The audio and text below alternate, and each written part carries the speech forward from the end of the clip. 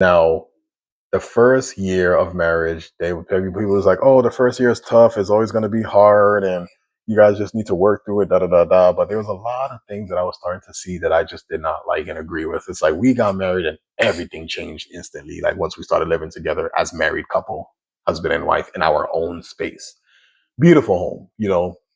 And I started to see the woman that everybody else was warning me about, people that knew her and people that didn't know her.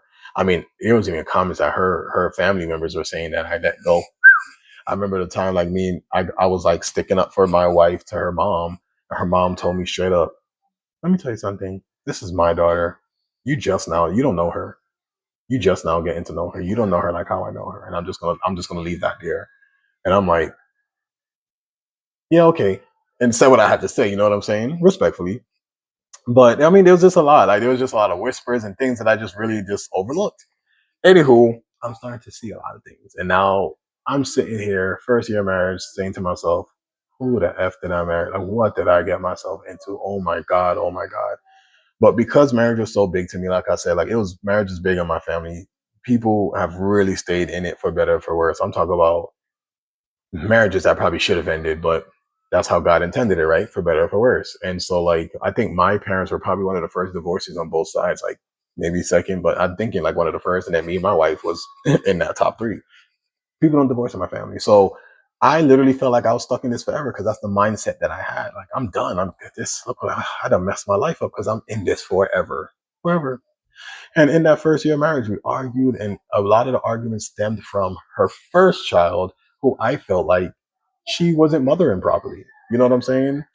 And, that father took her to court. She missed the court date, so he won custody instantly. And I just felt like, how could you do that? And she's like, oh, I tried to. No, you did not. You did not try to fight. And I was like, I felt like if that was me, I'd be calling every single lawyer in the world until I found one that can help me because there's no way I'm just going to let my child go. I was like, you don't call her, you don't check up on her, you don't send for her, like you don't do nothing. It's like as if, he won the case and then that's it, out of sight, out of mind. You know what I'm saying? It just bothered me a lot. And as a man and now new parent, for me as a parent, that didn't sit well with me. So it caused a lot of arguments. Then we started having financial problems because she just couldn't hold a job. It was just a lot. Like it was just struggle after struggle after struggle, argument after argument after argument. And that is like the background of the story. And now, yeah, sorry, I had to take a break. And anyway, so yeah, so now we're into marriage, and this is about, like I said, the first year of marriage. I already kind of spoke briefly about some of the things that was going wrong and how I felt, my feelings towards certain situations.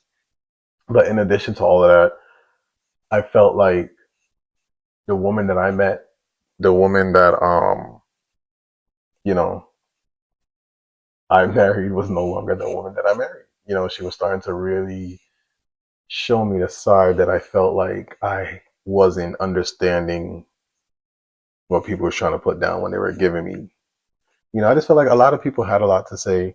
Yes, my cousin told me she wasn't my type. Yes, her mom said you don't know her like how I know her. Yes, people said certain things, and then of course lots of the red flags and stuff. But like I said, it was a lot of things, trauma bonding. I already spoken at things that allowed me to overlook it, and then also love. I really did love this girl, and despite everything that we went through, in the beginning, we had a really great, dope relationship. It just shifted that first year of marriage. Everything shifted. Well, at least I thought we had a really great, dope relationship. Come to find out, everything was a lie. But um, I don't know. It's hard to say. It's hard to talk about because even though yes, a lot was a lie. I mean, there was love. There was love. I mean, what we endured in that first 2 years of relationships, between the year of us being boyfriend and girlfriend, and then the year of us married, you would have thought we were together for like 5 years already. Like it felt like it because of how much we endured in that short amount of time. So I just felt like we were locked in forever. Like what we went through, like come on, like why waste that?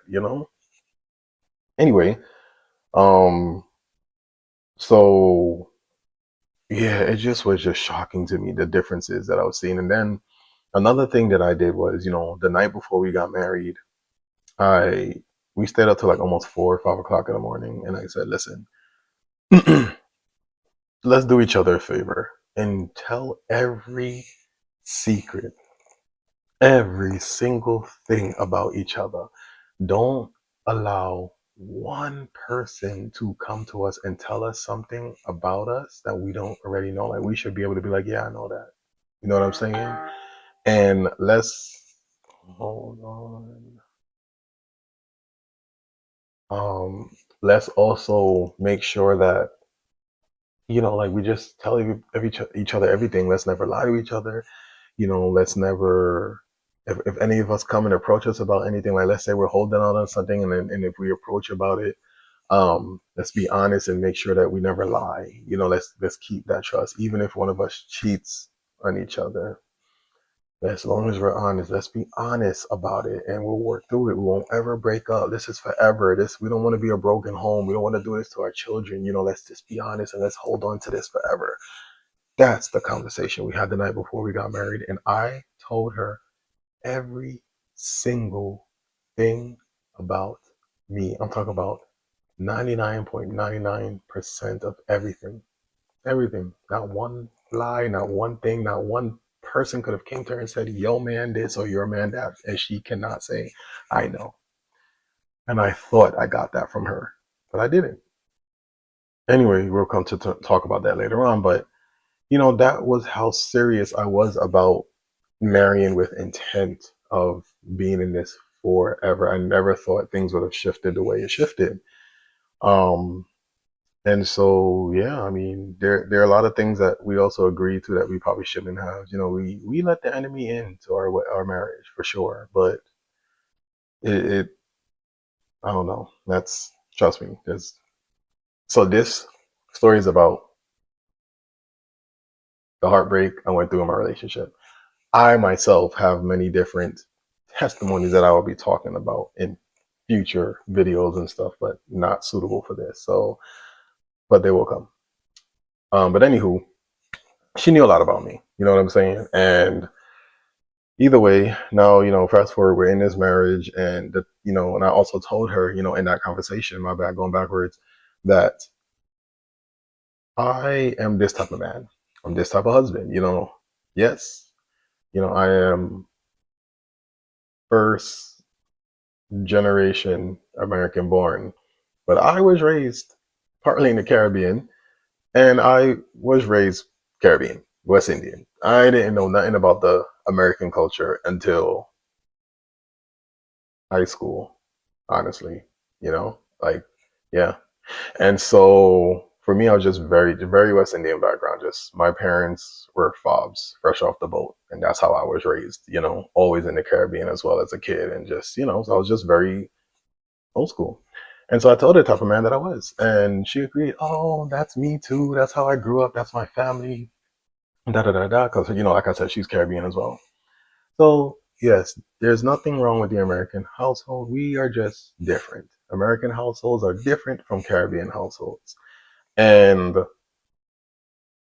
she just wasn't the woman she said she was, and that kind of caused a lot of riffraff. Now, yes, like how you guys want to run your home, and this is not about how a home should be ran. At the end of the day, her and I discussed how we were going to run our home. We came to agreement about it, and then all of a sudden there was a problem.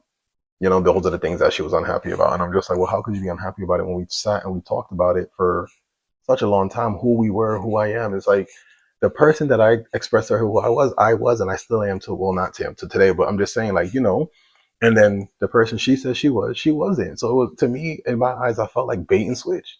You told me that this is who you are and this is not who you are. So that is what caused a lot of problems in our marriage. You know what I'm saying? Because at this point, it's like you married me under false pretense. It's like you agreed to the things, that we talked about just so that we can get married. In my eyes, it almost made me feel like, why did you change your mind and change your mind? Like, what was through your mind? Did you just use me for um stability, or like what was it? Like, why didn't you just stay true to yourself and say, nah, that's not the marriage that I'm looking for, and we could have talked it out?